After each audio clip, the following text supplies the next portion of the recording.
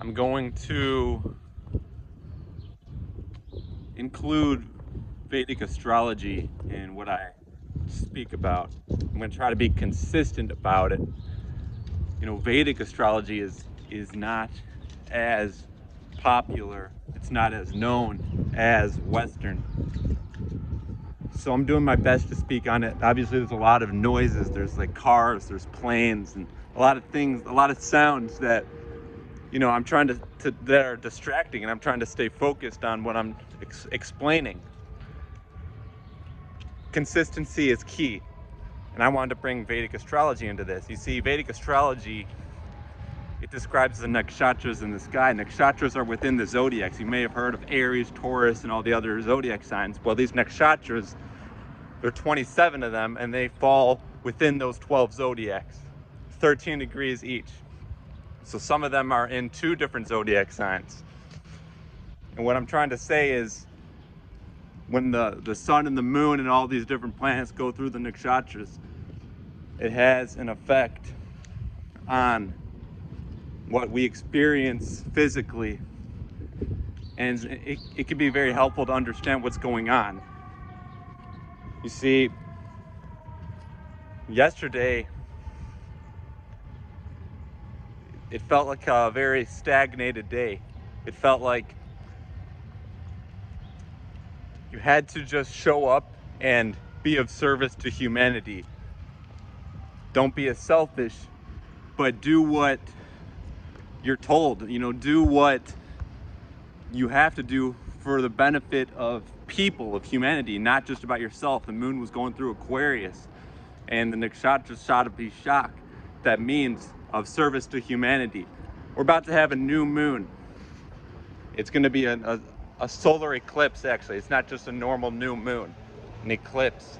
And the moon's waning. It's not that hard to understand. It's not that complicated, but the moon is waning. And what happens is, you know, I've heard of an astrologer say that when the moon's waning, it's about to become a new moon. It has this dark feeling. It's like, it's not easy. It's just not easy to deal with. And that's not always true, I guess, but that's coming from his perspective. And it's still waning. It's about to become new. And what I'm trying to say is, it makes you very it makes you reflect a lot. It's deeper. It's not the time to just go out and get a lot of things done. It's not a brand new start yet. You're at the end of the cycle.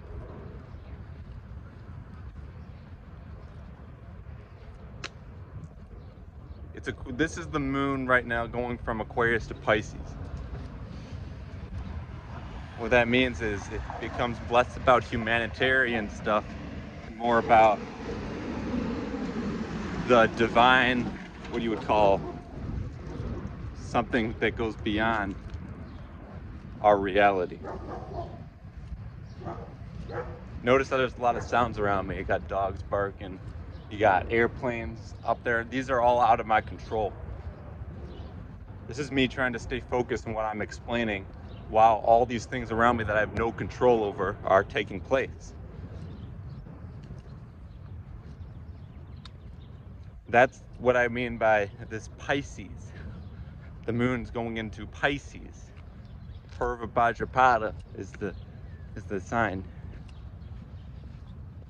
What I try to do is I try to make sense of the energies of astrology and see how it can help me, and not just me, but others as well. You know that I'm passionate about being truly free, because sometimes I'm stuck inside of a building where you can't really breathe that well. You're in a tiny space, and I guess some people are wired in a way where they can be inside a tiny office space for 8 to 10 hours a day while it's a warm, sunny day, it's 75 degrees, and they're just wired that way. But it's not something that I enjoy. So So when I bring up this astrology, just know that the information that I have is something that can be useful, and maybe it can free myself and maybe it can free others from this experience that we are going through, because many of us are not satisfied with the conditions that we're in. We seek to be in an outside environment where we're not overly stagnated. Now, that being said, it's not good to be overly expansive without a foundation as well, but you want to find that balance. And I think that astrology, Vedic astrology in particular, can help you achieve that. I also want to bring in the nutrition aspect, which is connected to Vedic astrology, because those who practice Vedic astrology, they knew how to heal themselves through the foods that they ate. And the hygiene, I want to bring up hygiene and cleaning as well, because that's part of it. It's what you ingest, the nutrition, the food, and the hygiene, the cleaning. It's connected. This is what I have to offer, and that's why I'm trying to bring it out. It's not going to be perfect. I'm doing my best to just explain it. This is an introductory video.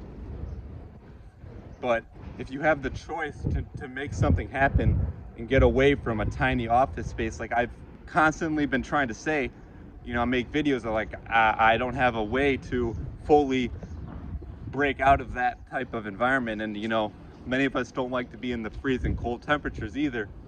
Some may not mind it, but these are all environments that can restrict you. And we seek to be free, many of us. And what true freedom is to me, it's connecting with the elements and not being too stagnated. When you're inside that tiny space, you become stagnated. So this is introductory to Vedic astrology. I told you there's 27 nakshatras. You can look them up, and I'll explain all of them in another video. But to be able to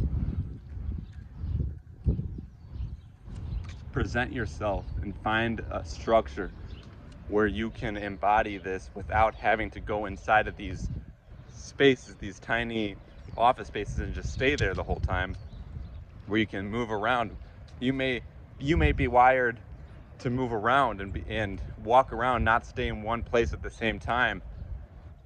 The education system does that, but many students who are in the education system are given this fluoridated water and the processed foods so that they will be more compliant to be able to stay inside of these structures, these facilities, for long periods of time. And that's what happened to me. That's why I wasn't rebellious. That's why I conformed to it, even though I didn't always like it. If I had to do that now, it may be even worse. That's what I'm trying to say. It's this is important to me, and I'm passionate about it. That's why I speak on it. Right now, there's going to be a new moon. It's the solar eclipse. The planet Saturn is going into Pisces. This is releasing, and to me, this is about releasing what's been going on. The structures that have been. This release, to me, the way I see it, is important because it stagnates our energy when we're within these structures and they're not giving us any benefit. And you notice people are just constantly sick and coughing, and they're continuing the pharmaceuticals and the processed foods, and it goes over and over. It's a cycle. Eventually something has to happen to break it. And that's the beauty of Pisces, in my opinion, is dissolving all that. Step into your true authority and power, make something bigger. Part of the 11th house in Aquarius deals with other people and gains and, connecting with others and making something big happen, not just speaking on it and being stuck, within a prison of your own mind, where you're not really achieving anything. You're not actually truly accomplishing what you're capable of. I mean, this is important. And I'm figuring it out myself. It's been brutal.